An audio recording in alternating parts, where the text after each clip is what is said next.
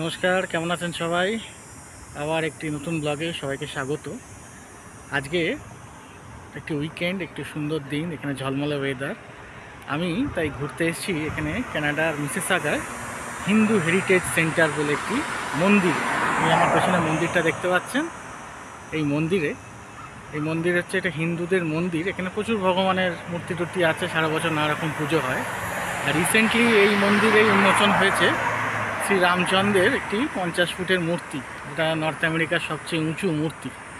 সেই মূর্তি দর্শনও একটি বড় আকর্ষণ। এই গত সপ্তাহে এটা উন্মোচন হয়েছে। তা আজকে সেই মূর্তি দর্শন এবং এখানকার যে ঠাকুর আছে মন্দিরে, সেই দর্শনের ইচ্ছায় এখানে এসেছি। দেখি কতদূর কী দেখতে পারি আর আপনাদেরও দেখাতে পারি। এটা নতুন এক্সপ্লোর করতে চলেছি এই জায়গাটা, আগে কোনোদিন আসিনি।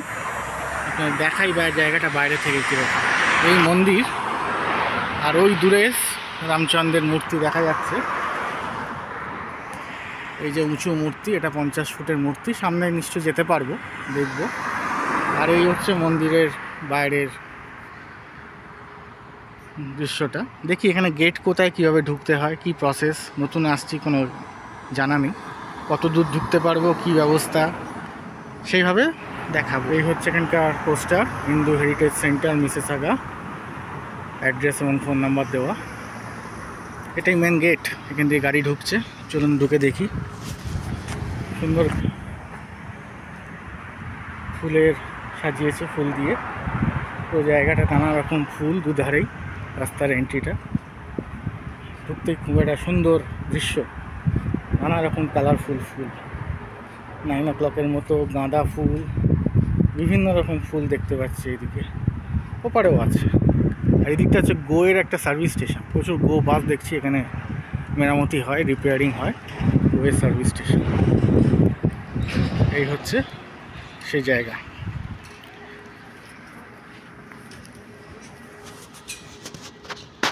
দূর থেকে দেখুন, এই হচ্ছে শ্রীরামচন্দ্রের মূর্তি। 51 ফুট, 51 ফিট উঁচু এরকম মূর্তি বানিয়েছে। এটা নর্থ আমেরিকায় বলছে সবচেয়ে টলেস্ট রামের মূর্তি। আরও কোনো হিন্দুদের মূর্তি এরকম আছে কিনা জানি না, তবে এটা গত সপ্তাহে জাস্ট উন্মোচন হয়েছে। সবচেয়ে বড় আকর্ষণ এটাই। আর এই হচ্ছে মন্দিরের এটা খুব সুন্দর। এই মন্দিরের চাইতেও এখন বড় আকর্ষণ হচ্ছে রামচন্দ্রের মূর্তি। এই হচ্ছে শ্রীরামচন্দ্রের মূর্তি, যেটা উন্মোচন হলো গত সপ্তাহে। 51 ফিট বলছে হাইট। হাতে তীর ধনুক, পেছনে টুনের মধ্যে তীরগুলো রাখা আছে। স্টিলের স্ট্রাকচার, তার উপরে কিছু মেটেরিয়াল দিয়ে করা। যেটা গুগলে দেখলাম যে এর মধ্যে এমনভাবে এটাকে শক্ত সমর্থ করে বানিয়েছে যাতে অ্যারাউন্ড 200 কিলোমিটার স্পিডে হাওয়া বইলেও এটা ভেঙে না পড়ে।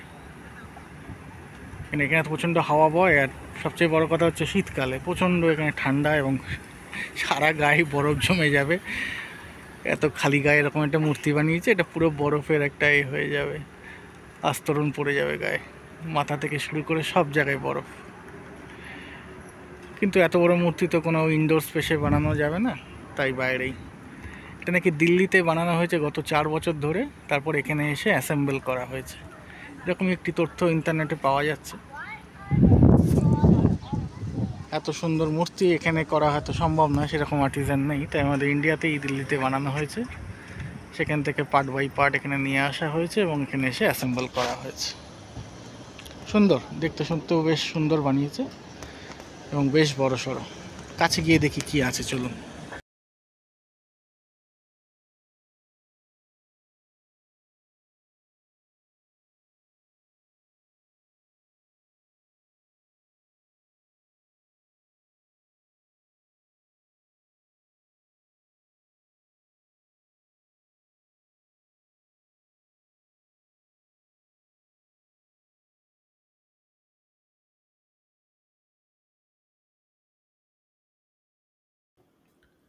রামের মূর্তি প্রদক্ষিণ করতে করতে আপনি রামায়ণের গল্পটাও পড়ে ফেলতে পারবেন। এখানে ছবিতে রামায়ণ বেশ সুন্দরভাবে বোঝানো হয়েছে। রামায়ণের গল্পের বিভিন্ন যে মাইলস্টোন ফেজগুলো আছে, তার বিভিন্ন ছবি এখানে লাগিয়ে বেশ সুন্দরভাবে রামায়ণের গল্পটাকে সাজানো হয়েছে এবং অনেককেই দেখছি এই রামের মূর্তিকে প্রদক্ষিণা করছে আর এই ছবিগুলোকে দেখছে। যারা এখানকার বাচ্চারা যারা রামায়ণ সেভাবে জানে না বা সেভাবে পড়েনি, তারা এখান থেকে কিছুটা হলেও একটি রামায়ণের স্বাদ পাবে। বেশ ভালোই ভাবে সেটা সাজিয়েছে।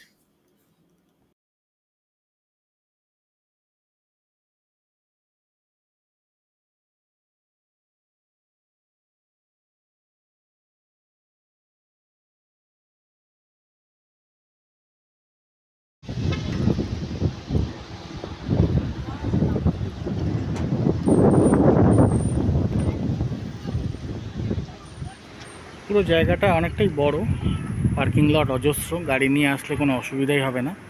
এছাড়া আমি যেভাবে এলাম, বাসে এলাম, এখানে পাবলিক ট্রান্সপোর্টও তো অত্যন্ত ভালো।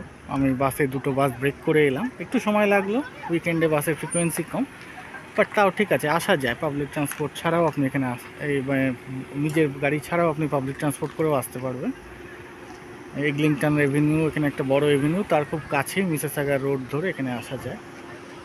সুন্দর। এবার মন্দিরটা ঢোকার ব্যবস্থা দেখি এখানে কীভাবে ঢোকা যায়, আদৌ ঢুকতে দেয় কি না, কি সিস্টেম।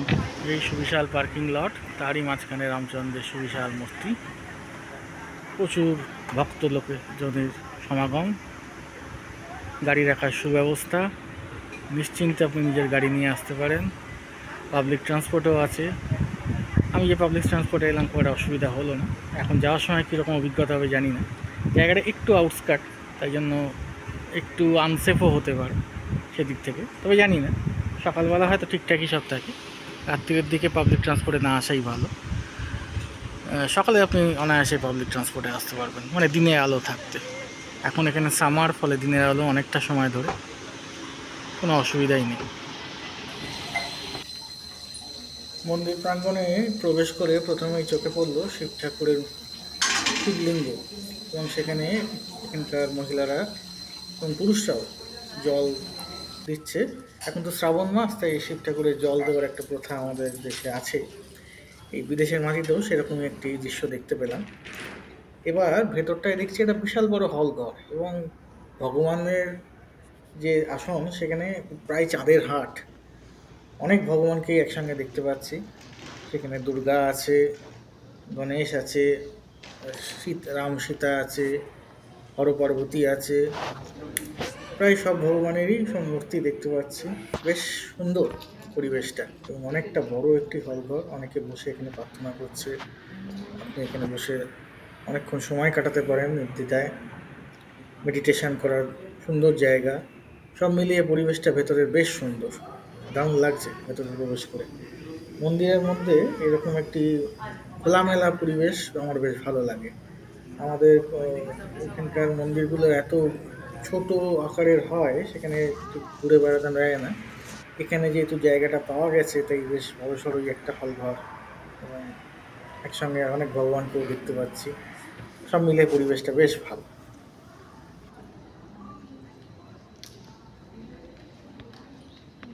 ভিতরে মন্দিরের মধ্যে এখানে ছবি তোলা গেল, কিন্তু সেভাবে বলতে পারলাম না এখনো।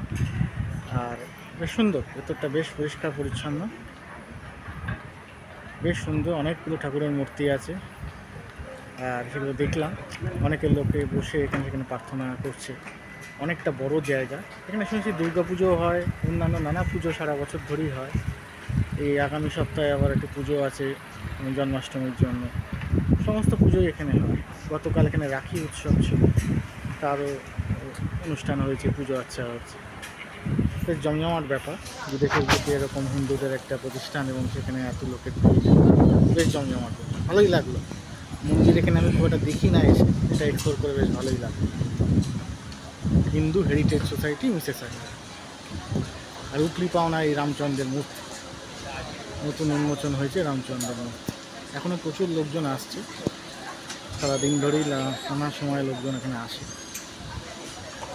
তাহলে এই মন্দির প্রাঙ্গণ থেকে এই আজকে ব্লগটা এখানে শেষ করছি। সবাই ভালো থাকবেন, সুস্থ থাকবেন, আমার ব্লগগুলো দেখতে থাকবেন, এবং নতুন নতুন জায়গা যা এক্সপ্লোর করছি সবই ঘুরিয়ে দেখাচ্ছি। আমিও দেখছি, আপনারাও আমার সঙ্গে দেখছেন। এটা একটা নতুন জায়গা, আমি আগে আসিনি। আর তার সঙ্গে উপরি পাওনা এই রামচন্দ্রের মূর্তি, এখানেও বিশাল বড় একটি রামচন্দ্রের মূর্তি উন্মোচন হয়েছে, স্থাপনা হয়েছে। ভালোই লাগলো দেখে।